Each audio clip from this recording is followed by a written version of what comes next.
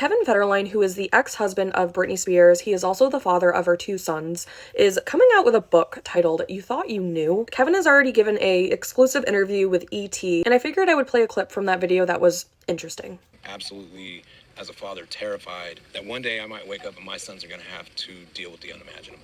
I kind of have to sound the alarm that I truly feel that somehow, some way, I just wish that their mom would get help. Everything in my book that I talk about, what's going on now, and I'm not going to get into details because I'm not going to just expose her personal life, but it's 10 times worse than anything that I've said in my book. So I found what Kevin Federline said in that interview interesting. He said that what's going on in real life is 10 times worse than, what he wrote in his book. Now here's the thing, we don't have to believe anything Kevin Federline has to say. We don't have to buy the book, we don't have to pay him any attention, we, can ignore him. But he does have a right to tell his story, guys. That's just my opinion, obviously. Whether we like it or not, he was the husband to one of the most famous pop stars known to mankind. It's a unique situation. He has kids with her.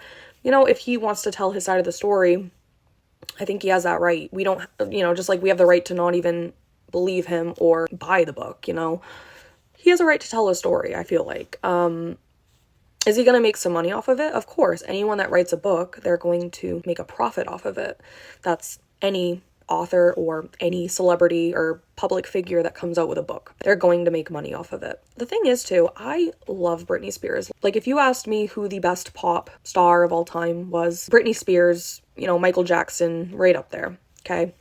In my opinion. I mean, I've been a fan of Britney ever since I was a little girl, and I'm just being honest, when I watch her, social media videos and read her posts, it's very, ominous, sad feeling. It doesn't, at least for me, when I'm watching her videos, it doesn't feel like a woman that's just being wild and crazy and free after, being out of her conservatorship. It's more just, in my opinion, it feels like a girl in pain and, screaming out for help.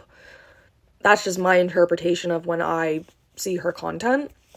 So I think, Kevin Federline's concerns are valid. We are all, or at least the majority of us, are concerned about Britney Spears. Something is not okay there. And I think it's very obvious. And I think as the public, it's time to kind of call it as it is and stop, sugarcoating it.